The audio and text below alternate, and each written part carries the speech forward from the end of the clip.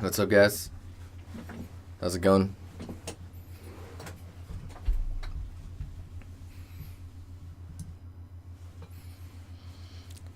Boss toss.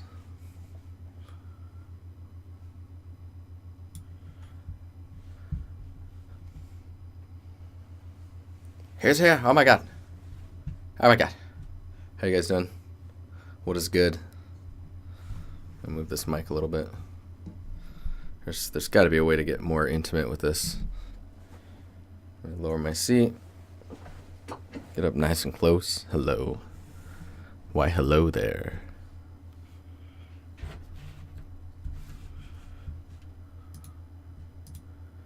I'm doing good. I'm doing very good.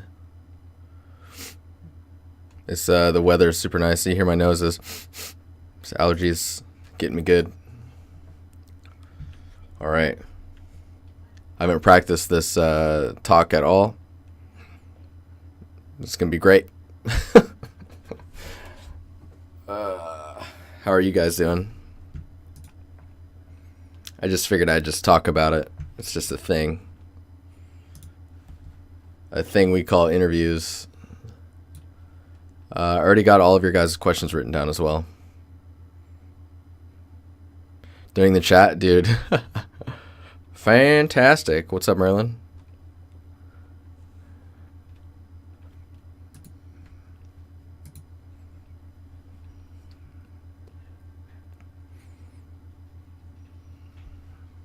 Oh, I think what I will do is this. Yes. Okay. Let's see if the webcam's working.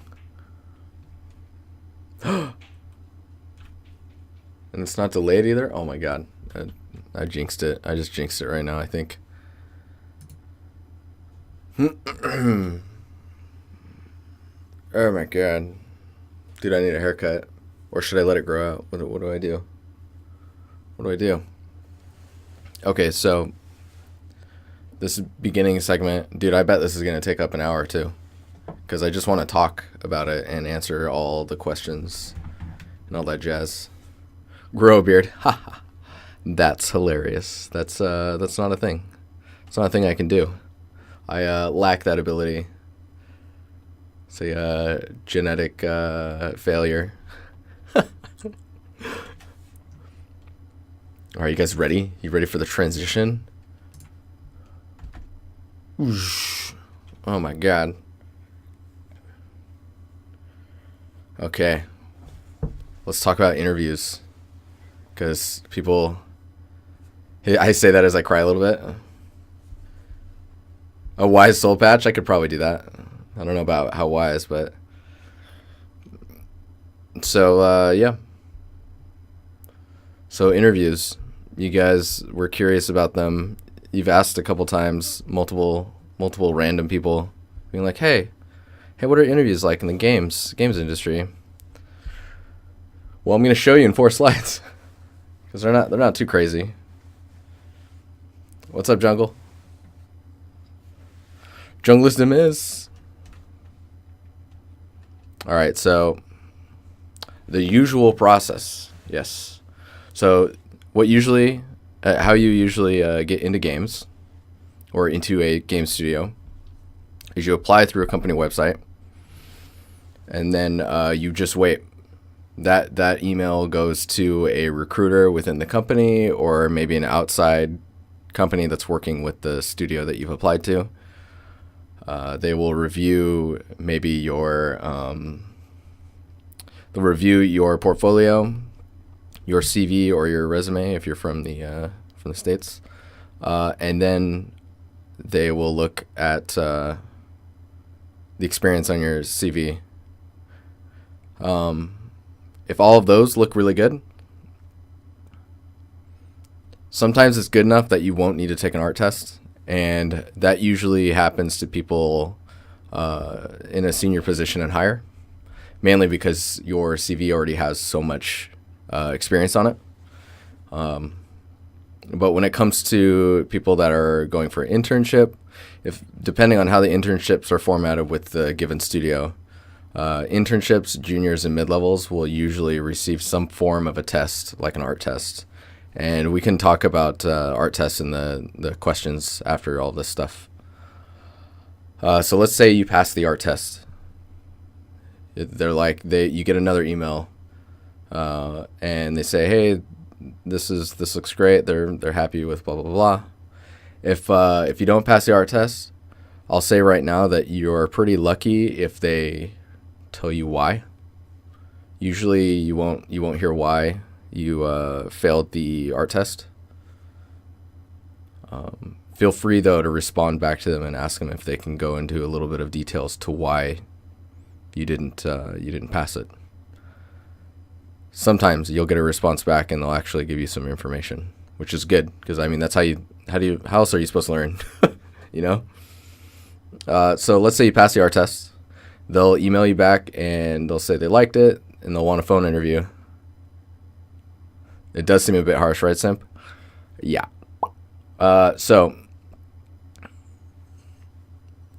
So you pass the art test. They're like, "This is sick. Let's set up a phone interview." You guys negotiate back and forth with a time when you can have a phone interview. If it's international, it's most likely going to be through Skype call. And in those scenarios, one of two things could happen. They could either be like a simple Skype call, or it's going to be like a Skype call, and when it pops up, like there's going to be a video, and you're going to see like, I don't know, between 2 and 5 people. Usually like the recruiter or the lead or seniors on the team that you'd be a part of. And then you would just have your interview like that. That can get a little tense once you see it and you're like, "Oh God." I had an interview once where I was on a Skype call and I had like a nice button-up shirt on just because I figured I should probably look good for this Skype call interview thing. Little did they know, below that I was just in my underwear. I got that job too. Getting set up with an on-site interview. So if the phone interview goes well, okay. So for the questions that happen in chat, can someone? I thought no one actually did that. I've only done it once. I will never do that again. But it was a time-sensitive thing. I'm just going to copy Bronson. I'm going to copy your thing and put it in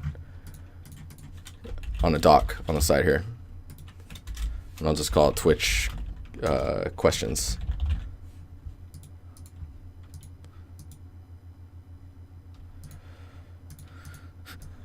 I will put that one on there too, Tobias.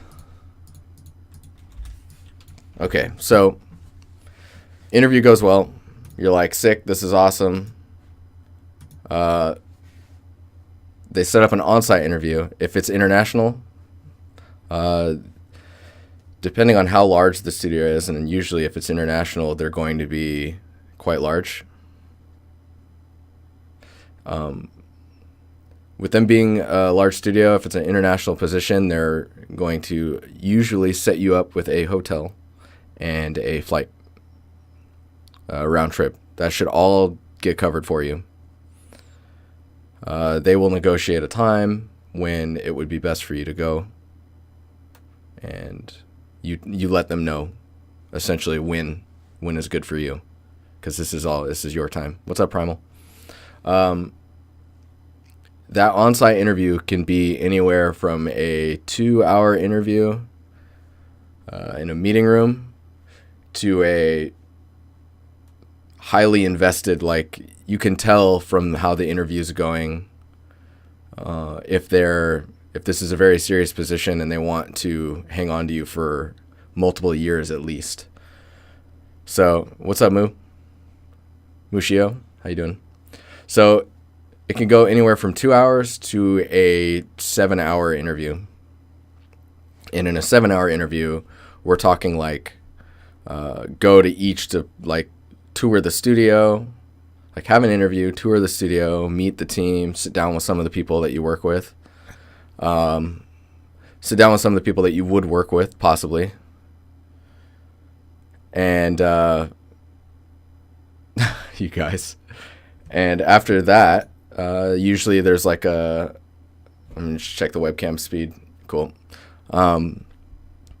There'll be like a lunch, so it's part of the interview as well. And you're sitting with the people that you would be working with, right? So you can think about it when it's like a 5 to 7 hour interview. It's pretty obvious. They essentially want to see who you are once the interviewer personality of you kind of fades away and you become yourself. And now they're actually talking to you.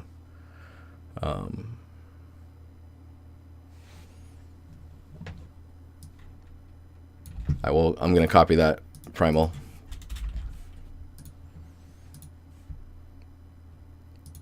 Firm handshake. So that goes all well. You fly home, and anywhere from 1 to 2 days, all the way up to 2 weeks, to get a email job offer or a sorry, we have to pass on you for someone else who is better suited for the position. Not better at the work. No high fives. I shot someone in my interview. I was told later that I got the job because I shot that person. Moving and start date. So I'll say that you get the job offer. You agree with it. Everything's cool. Then you agree on a move date, and a start date will be shortly after that. And I wouldn't say there's always something that can happen. I haven't experienced anything, but I haven't experienced anything myself. What's up, Stubbles? How you doing? But there is the possibility that something could happen that means that you won't have the job leading up to the start date, all the way up to like a day before the start date. Something could happen. But it's pretty rare, and is a very specific scenarios, like if the studio's shutting down or they had to downsize. It's big things. It usually doesn't involve you, other than the fact that they have to scale back. Kyle's scared now. So moving and start date. Move there, start. The moment you're sitting at your desk for the first day, you can officially like say, I am here. This has happened. So that all that is the usual process. It does vary studio to studio. And yeah. What's the next slide? I don't know what the next slide is. Things to keep in mind. Don't forget you're interviewing them as well. Yeah, it's super important.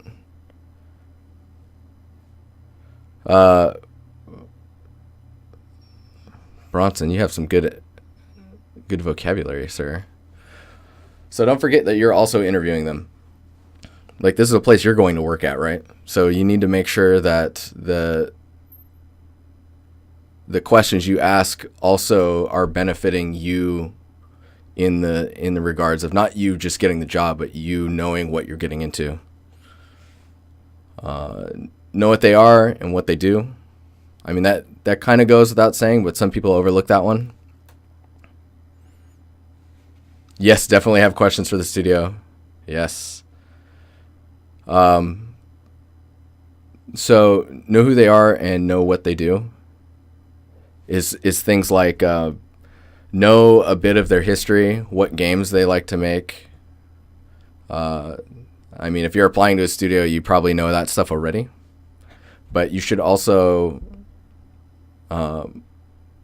know what their interests are in the direction of the studio itself. That'll tell you a lot, right?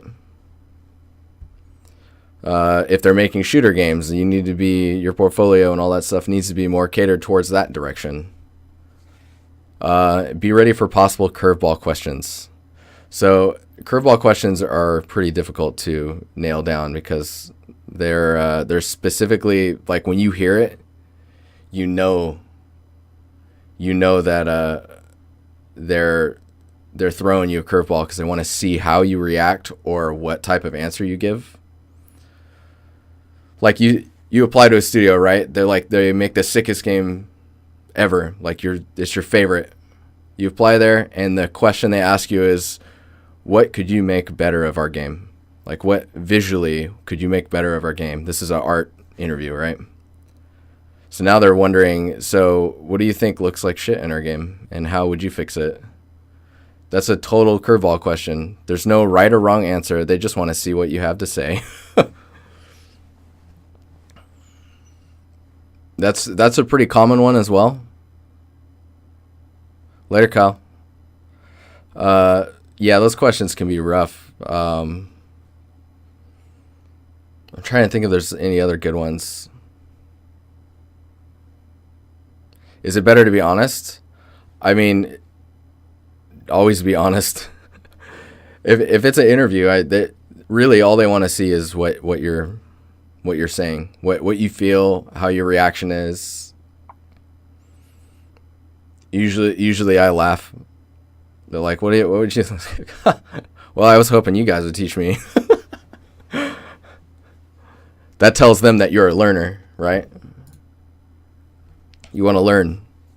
Don't be afraid to ask any type of questions that can be hard for them to answer. One really good one is to see, like the example, how do they view and handle overtime? So with that in mind, like how do they review their employees? How do yearly bonuses work? How do you handle overtime? How do you guys handle disagreements from team to team? Do your teams communicate cross-department? Because it's actually quite common that the direct team-to-team communication, as far as like audio talking to environment art, can be pretty gray, if not there at all, unless you're at the top of that. Like if you're at the top of the environment team and the top of the audio team, then that communication's happening. But it's totally possible that communication doesn't happen further down. A studio being a good question to ask is if they're flat structured or not. Now, flat structured studios tend to be studios where everyone is kind of at least heard. So if you have something that you want to say, even if it's like the CEO, they will give you the mic to hear what you have to say. Yeah, what are your thoughts on pipeline? That's a really good one. Like, what are your opinions on, like, and then bring up their competitor. Like, if you're applying to Call of Duty, a studio working on Call of Duty, ask them what they think about Battlefield. What's up, Baxter? But yeah, I think that's it. And then we just go into the questions. And the questions you guys were kind of giving me all day, which is really good. We'll start with the Twitch questions, since you guys would be pretty fresh with them. It's like, how many applications are typically fielded per position? And if it's a lot, I can see art test feedback not being given due to volume. So I can't speak on the studio that I work for right now, just because I don't know like how that would be handled from a legal standpoint of me talking about that stuff. But my past job experiences, if a position opened up, and I also have friends that have, this is something that everyone talks about in the industry. It's like, I have friends as well that said, like, oh, we needed a senior environment position. And you have a lot of people apply to it. And some of them, aren't senior, but they think they're close. Some are just applying just to shotgun the application out to try and hit as many positions as possible, hoping that one will stick. But I've seen one position have 30 people apply to it. So it was 33 people. And yeah, and that position had 2 slots. So two people would get that job. And they also had an art test. And that art test was a 2-week art test. So 30 people did the phone interview. I don't know how many got past that part. And then you have the art test. Art test goes well. And then you start interviewing those people. And depending on the studio, they may have a view or a position on how many people they let pass the art test. It's like Hunger Games, dude. It's totally like Hunger Games. So it's like, how many people do you let pass the art test if you know that you're only going to pick 2? If all of them pass, do you interview all of them? My personal opinion is yes, but I am almost positive there's other studios that would say, well, like 29 of the 33 that applied passed the art test, and we need to fill the position now. So let's grab like the top 7, top 10, bring them over and interview them. Face melt, that's a good question. Let me add that to the queue.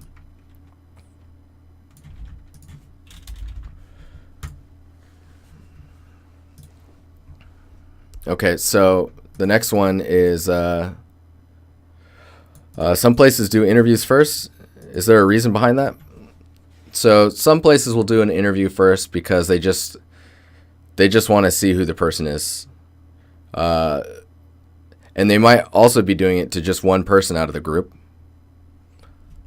Mainly because, this person, obviously, they've applied. They don't even need to take the art test. They're so good. Let's just bring them in for an interview and see who they are.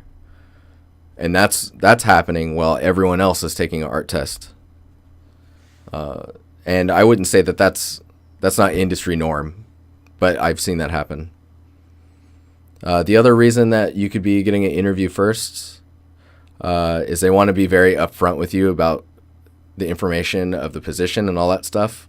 Maybe they think that you might not know what you're getting into, and they just want to be clear about some of the information.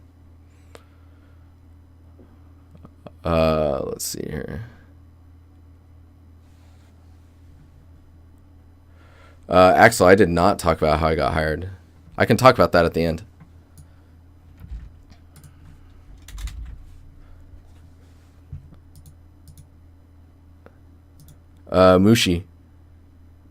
Mushio. I have that on the list of questions. I will answer that one. Should you apply if it says specifically that you're a junior, or it's a junior or a senior position? Should I apply if it's the job you want? So a position to fill a senior role can be pretty difficult to fill sometimes, right?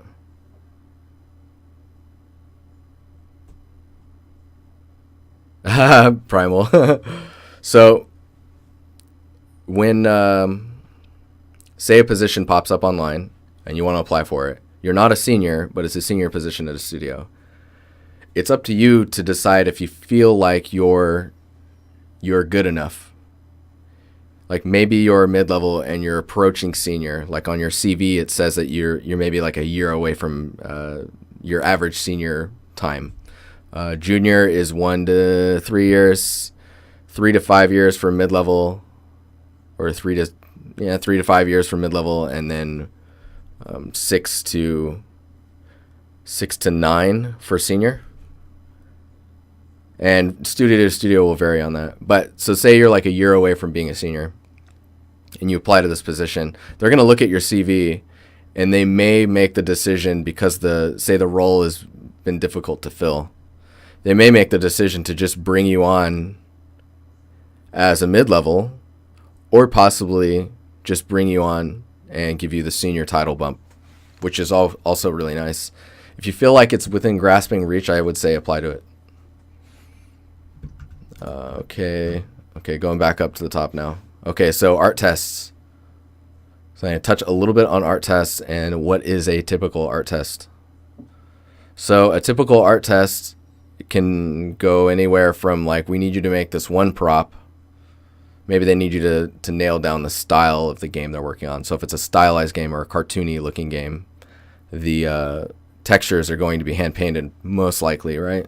Or some type of process using like Endo or Dedo, the Quixel suite, or Substance Designer and Substance Painter. That usually would be like a prop, and that's for a prop artist position. Some art tests will turn into whole environments. and those are pretty time consuming. I personally don't agree with, this is my own opinion, I don't agree with art tests that soak up like 2 weeks of your life, because you're doing that on your free time. You're doing that on the time when you should be enjoying your life. So that would be more of like an environment artist, or like world artist, which is someone who's building scenes using props that the prop artists have built. And all of this is kind of going under the understanding that we're talking about AAA development. Some art tests are just crazy, man. Some have both, for sure. I took an art test once where I had to build a prop to completion, and then I had to build a scene using that prop, and the scene had to feel like it was open world. It had to look good. I sadly cannot show you guys that art test, but I failed that. Can you believe that? I failed that. I think they said the art test was good, but they were in the middle of restructuring a bunch of stuff, and the position was possibly going to become redundant. So they didn't want to hire me and then end up letting me go like months later. So yeah, the industry it's weird. Don't take anything personal. Take it as like, okay, this is where I'm at. This is what this is, and this is how I need to move forward. Don't take it as like, oh, I'm shit. I'm gonna be terrible. That sounds like they don't want to tell the truth. I mean, that's possible. That's possible. I did have friends at that studio, so they were telling me that there was a lot of like that type of stuff was happening. Hey, Andrew. Okay, so clothing. Oh, also, before I move on away from art tests, I think a good art test is one that should take you a couple days, 2-3 days, maybe 4 days. That's like really cutting it close, though. I want to see like what you do with the time you have, and always turn in your art test, even if you didn't end up finishing it. Like what I do is I actually document where I was at in the art test, and as I'm going, just time stamping stuff and screenshots. So it's like a work in progress thread. And then if I couldn't finish the art test, show the screenshots and sketches or text explaining what you were going to work on next, how long it was going to take, where you were heading. Because it'd be like, oh, this guy's super organized. What's up, Blanket? How you doing? Man, blanket burrito, that sounds delicious. 18 too. Very good. Clothing is a couple of questions I was getting was on clothing. It's like what to wear. So this is most likely on-site or webcam interviews. Do not do what I was joking about. Wear pants to your webcam interviews. It's important. In the records. I watch your streams in the records. Dude, that sounds like some like crazy like vault of data. Oh, Stubbles. Good buddy Stubbles. I used to work with Stubbles. He's a good guy.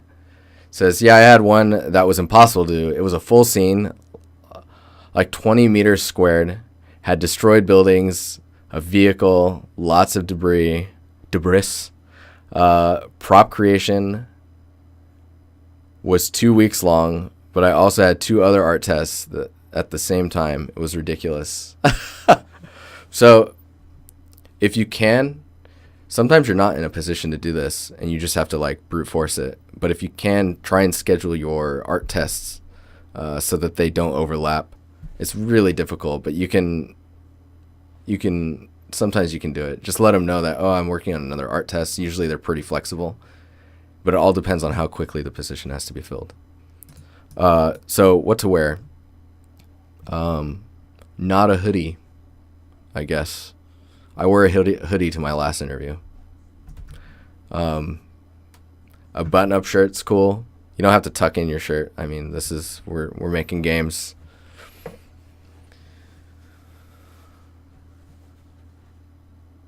Oh, yeah. See, yeah. So art tests equal no life. Dude, art tests equal negative life. Like, you actually lose time. You lose sleep. You lose a lot of things. That's why I'm usually pretty against long art tests. What was the next question? If I had we have a very open, I forget who I grabbed this from. It says, we have a very open industry where you can wear what you want to work. But at the same time, for interviews, do people even care? Suit might be an overkill. I mean, I don't think I've seen an interview with a guy coming into the suit unless he was like some upper management, like high position. And it's funny, is like the higher up you go in the chain of like the positions that people are applying for, the more they start to dress more stylish within the kind of like casual, like wearing a hoodie under a blazer, stuff like that. And then like a gamer t-shirt under that. I mean, just wear a button-up shirt or whatever. It doesn't have to be tucked in. Jeans, sneakers is fine. You don't need to be like wearing nice leather shoes and tucked in shirt and all that stuff. People care to a certain extent, but I mean, if you're coming in and you look decent, then you should be good. Probably don't wear cologne or perfume to your interview, mainly because someone might have an allergy in your interview, and that'll become a distraction. What was the other thing? Make sure to wear deodorant. Super important. Don't smell funny.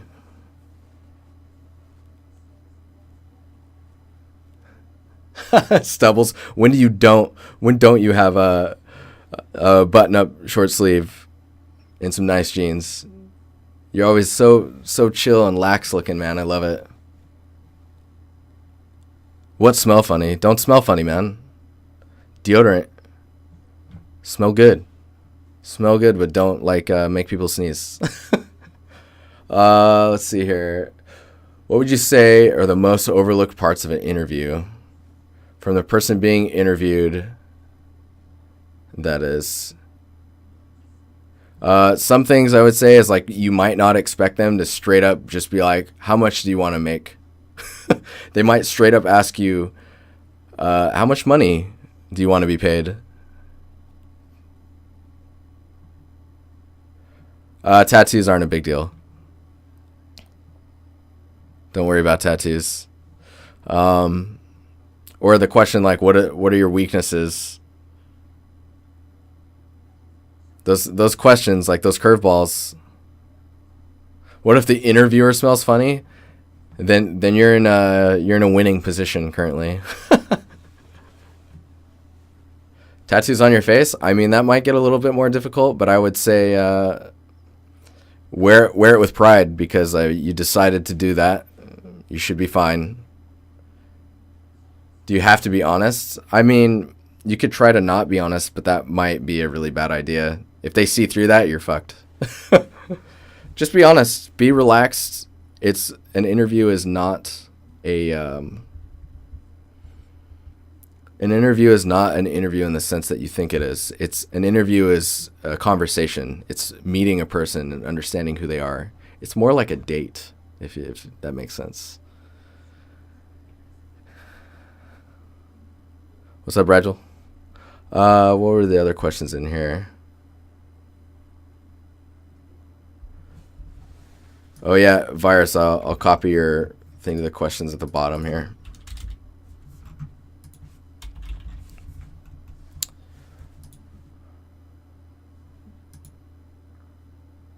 Yeah, the pay question's difficult. Listen to the stuff Stubbles is saying. He's been around games. I think Stubbles, you've been in games longer than me.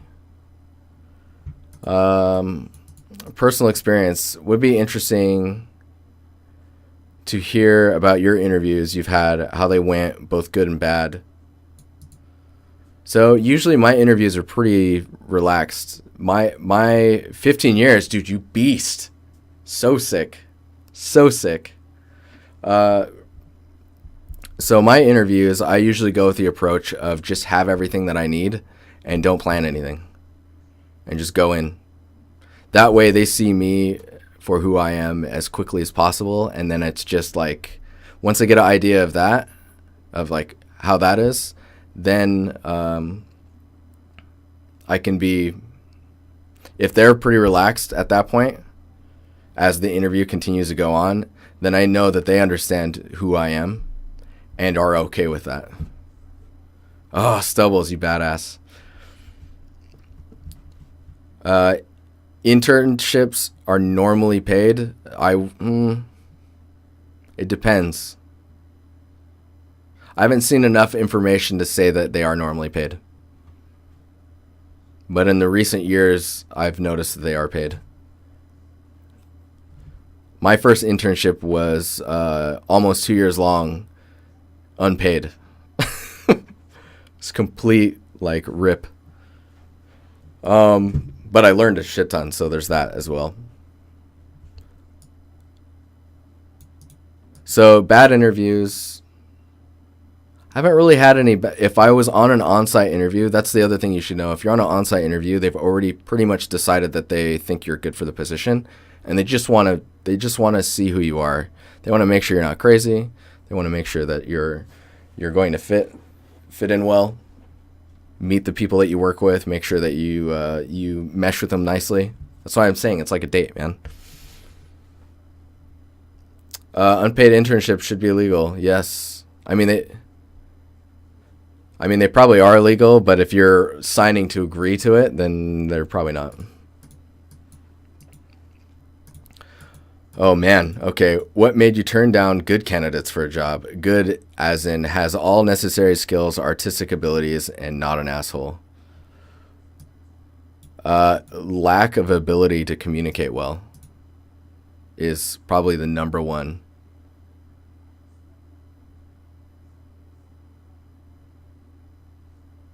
Would they mind if you had a second job as a pimp? Yes, they might mind, because that'll affect your there's no better word for it, your output, your artistic output. You will probably be slow at work. So turning down people that are good, it's usually because they lack the social skills that someone else that also was on an interview had.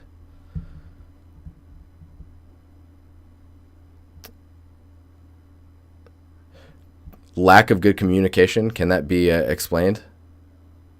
Dude, 4 megabytes of video RAM? Madness. Being able to have a conversation with people that you don't know. If English isn't your primary language, being able to have a conversation is important. And in English is most likely how it's rolling. But that depends. I mean, if you're applying to another studio that's primarily Russian, maybe they're speaking Russian, right?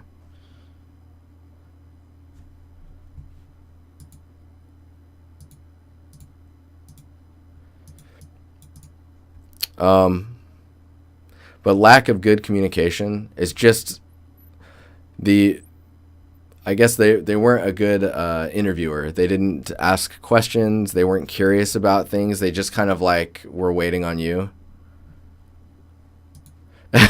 Stubbles. Dude, we were sitting next to each other at one point, weren't we? And all I'm doing is like, dude, look at this cat video. No, I wasn't doing that. I think Stubbles was doing that. Stubbles, what do you think about good communication? What's up, Ross? We got about 20 minutes. I'm still going through the questions here.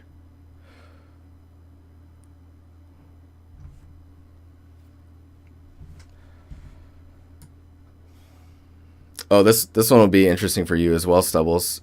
Communication's key. I mean, you're going to be talking with people every day. Like, the amount of talking that I do on stream is like, it's the same, the banter I'm having with you guys and the back and forth of learning and like, oh, this works better. Oh, did you see this link? Or posting memes or like all that. That's all there.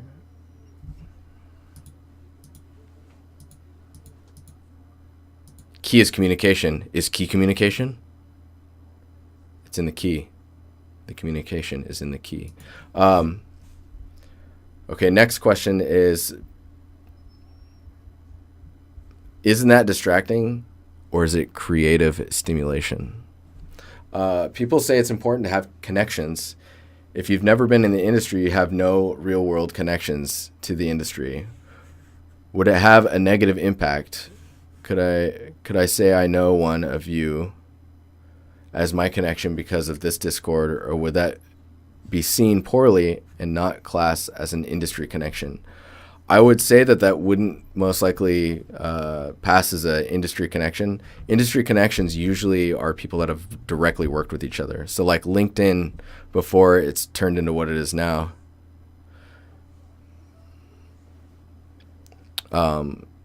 Calger, are you on the Discord? You should join the Discord. We'll help you.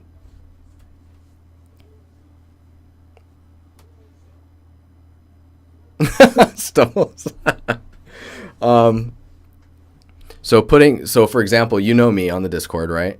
Putting yourself on the as someone I know, or someone you know, as an industry connection, will only get you as far as your CV and your super lurker. Don't feel bad, man. Join us. Join the empire. But I mean, it's really important to have a good portfolio and a good CV. And by good CV, I mean having experience on it. If it doesn't have experience on it, then you're applying for a junior position, of course, which they still say 2 to 3 years of experience. What they're asking for is a junior that's about to become mid-level. Apply for those anyways. But it is important to have a connection, or have connections in the industry, because they can get you interviewing for a position that hasn't technically been posted very long online, or is about to be posted. They can prep you to get ready for it, and then when it posts online, you apply immediately. You know what I mean?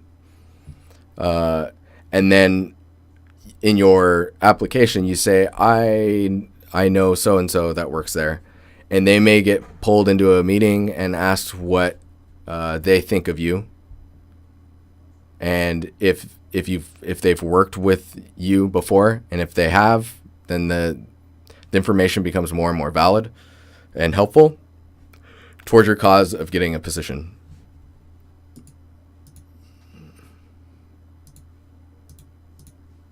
Blanket Burrito, we will help you.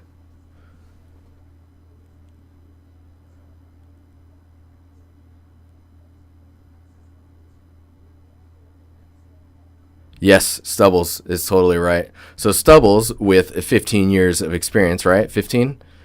Every game job he has ever gotten was via networking, not application. Talking and knowing people is everything. Post on forums, start networking on LinkedIn. Yes, LinkedIn is still a valuable resource. So when it comes to pay,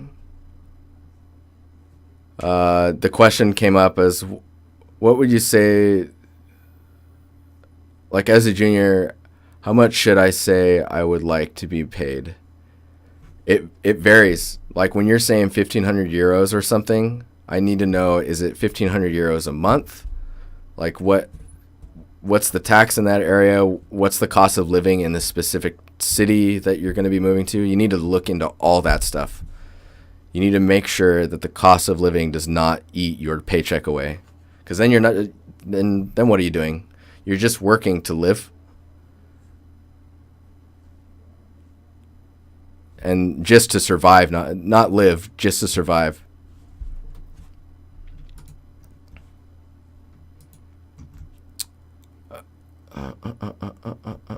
Okay, that looks like it was all of my questions. It's 45, a little under 45 minutes. Arting to survive. Yes.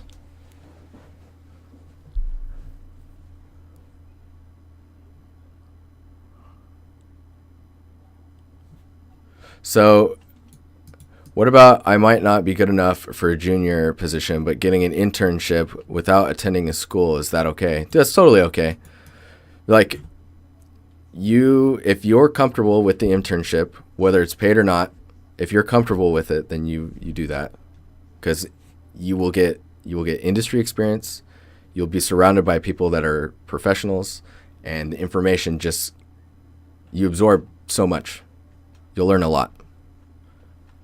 But I would give yourself a hard cutoff date on unpaid internships. Do not let that go past like 6 months, because that's really bad. I would let them know in the interview as well, or ask them, like, how long are you expecting this internship to last, if they're not saying in the beginning.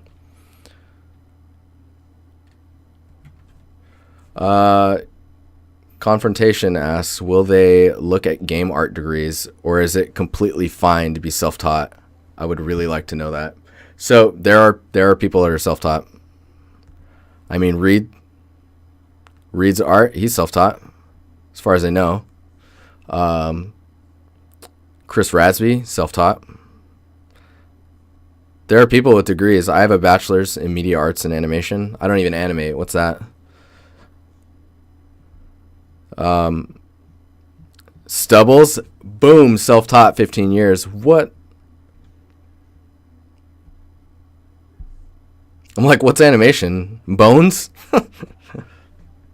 My door doesn't need bones. What is... Doors don't have bones.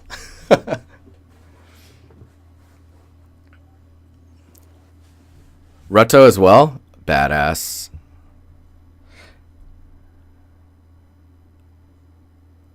Portfolio is king. You can have all the degrees you want, but if your portfolio looks like shit, they will not hire you. Pardon the language. You know what I mean, though? It's like, oh man, he went to school forever. And then you look at his Nathan self-taught too, you beast. But then you look at his the portfolio. If it doesn't show the time invested in his school and in his portfolio, then it's like, what was happening? Like, that doesn't make any sense. Did the bachelor help when you were applying for jobs, or is it a waste of time? Honestly, I'm not sure. I'm in a position where I feel like going to that specific school or going to a art school surrounds you with people, which is then building your connections, right? So if you're building those connections, now you're making friends with people that are possibly going to be in the games industry. And if you're easy or fun to work with, and you're willing to listen to them as well as them listen to you, that feeds into you having a better chance of getting a job.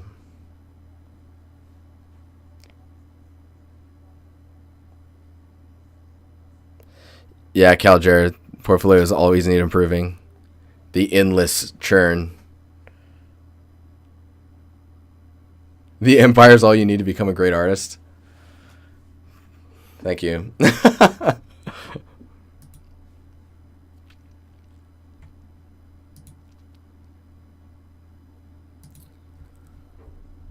All right, let me make sure I'm not missing anything here.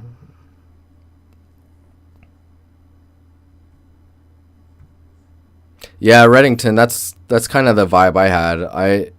4-year program, and about a year into the 3D art side of it, I had already passed everything that could be offered at the school.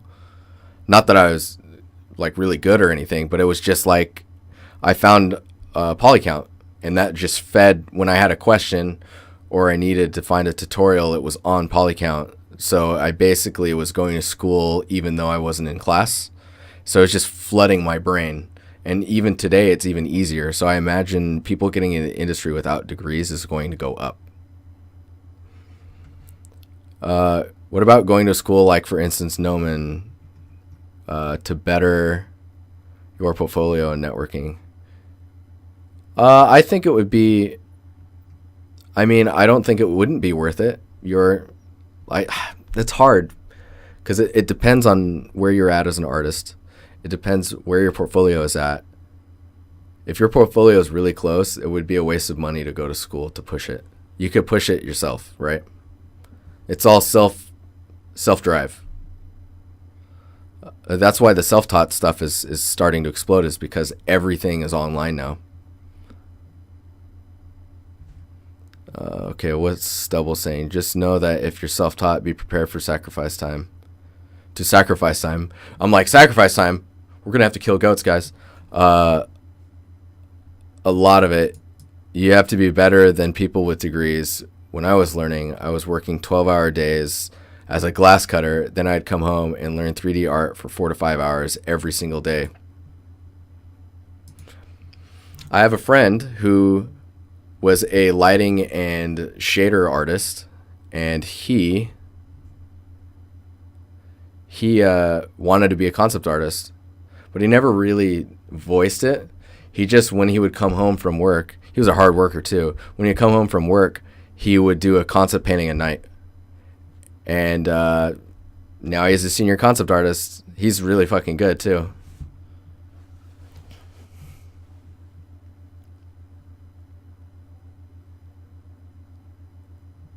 What? Books? I'm trying to catch up to you guys now.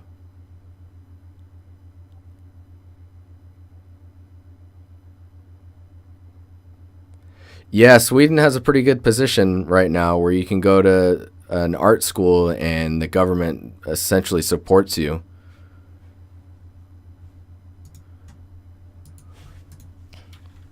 I don't know if I can take a look. Great to see you as well, man. I mean, that's looking pretty cool. You should put that in the Discord and we'll look at it. In about 8 minutes, we're looking at your guys' stuff on the art-related channel. I think this is updated now.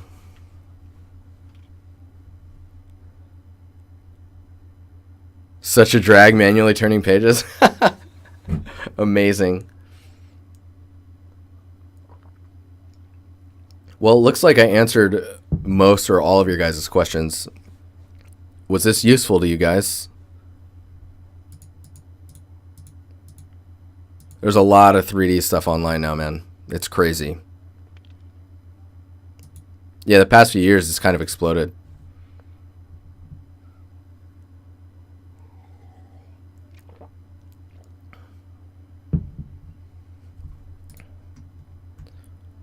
Awesome. Awesome, awesome. Okay, I'm gonna down this water. And then we're gonna look at your guys' stuff. Is it a good explosion? Oh yeah, it's a real good explosion. Fucking just mushroom cloud, just a shockwave of knowledge. It's just blowing all of your skin off. Just, it's like too much to handle. It's to the point now where we need to find ways to sort the information. Oh man, Lightwave. Good shit. You probably would have quit art if you didn't find this community? Oh wow, dude. I'm happy that you feel the comfort around us. All right, I'll be right back. Let's enjoy the beats while I get some more water, and then yeah, and then we'll be doing critiques for the next hour. Cool beans.